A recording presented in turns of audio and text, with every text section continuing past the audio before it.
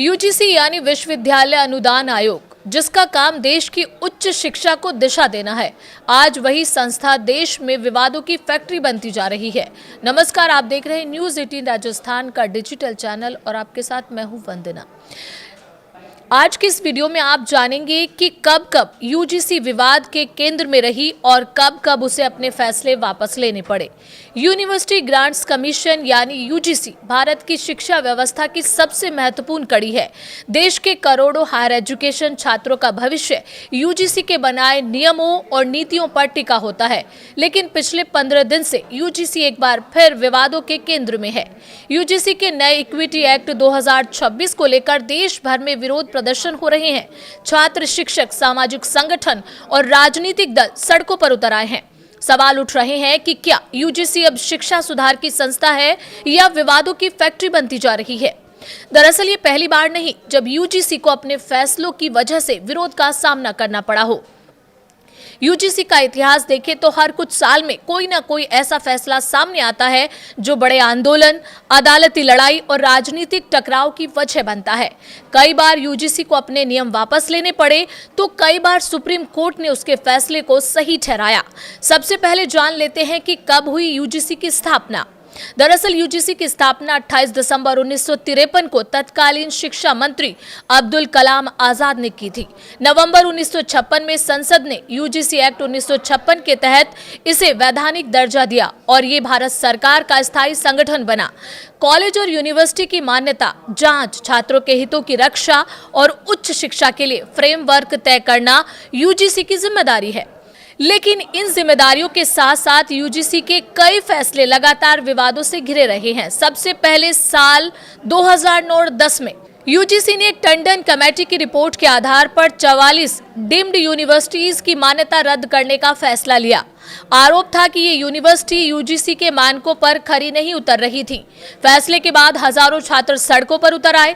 मामला supreme court पहुंचा और 2010 में सुप्रीम कोर्ट ने कई यूनिवर्सिटीज को राहत दी।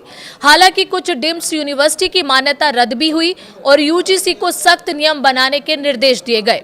इसके बाद साल 2013 और 14 में दिल्ली यूनिवर्सिटी में 4 वर्षीय अंडर ग्रेजुएट प्रोग्राम यानी FYUP को लेकर यूजीसी एक बार फिर विवादों में फंसा।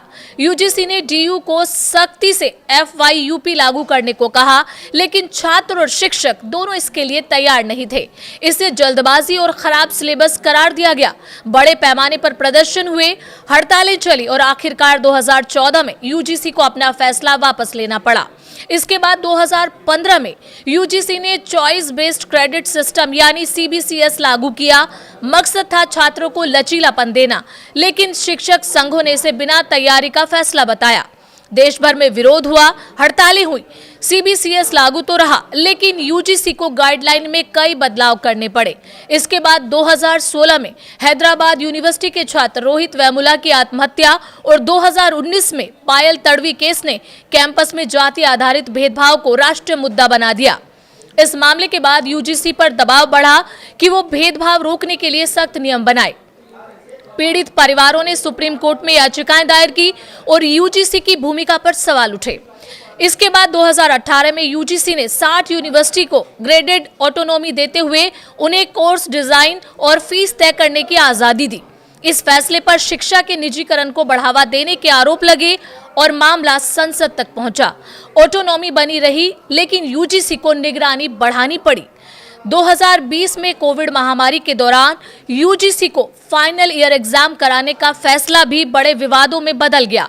जब देश लॉकडाउन और मौतों से जूझ रहा था, तब यूजीसी के इस आदेश का कई राज्यों ने विरोध किया। मामला सुप्रीम कोर्ट पहुंचा, जहां कोर्ट ने यूजीसी को आंशिक राहत दी और विश्वविद्यालयों को ऑनलाइन या ऑफलाइन परीक्षा कराने की छूट दी। इसके बाद 2022 में CUET परीक्षा की शुरुआत यूजीसी के लिए एक और सिरदर्द बन गई, लेकिन तकनीकी गड़बड़ी, परीक्षा में देरी और पेपर लीक जैसे आरोप लगे। छात्रों का गुस्सा सड़कों तक पहुंचा और यूजीसी की तैयारियों पर सवाल उठे। बात करें 2023 की, तो यूजीसी की ड्राफ्ट गाइडलाइन, जिसमें आरक्षित पदों को रिजर्व करने का प्रावधान था, दलित और आदिवासी संगठनों के विरोध के बाद इसे वापस लेना पड़ा। यूजीसी को रिजर्वेशन बरकरार रखते हुए ड्राफ्ट में बदलाव करना पड़ा। बात 2024 की करें तो यूजीसी नेट पेपर लीक ने लाखों उम्मीदवारों का भविष्य अधर में डाल दिया। परीक्षा रद्द हुई, सीबीआई जांच शुरू हुई और नई तारीख पर पेपर कराना पड़ा। इस पूरे मामले की निगरानी सुप्रीम कोर्ट को करनी पड़ी। 2025 में यूजीसी ने रिसर्च के लिए अप्रूव्ड जर्नल की लिस्ट हटाकर स्कूप्स का सुझाव दिया। शिक्षकों ने इसे फर्जी जर्नल्स को बढ़ावा देने वाला कदम बताया। बाद में नई गाइडलाइन जारी की गई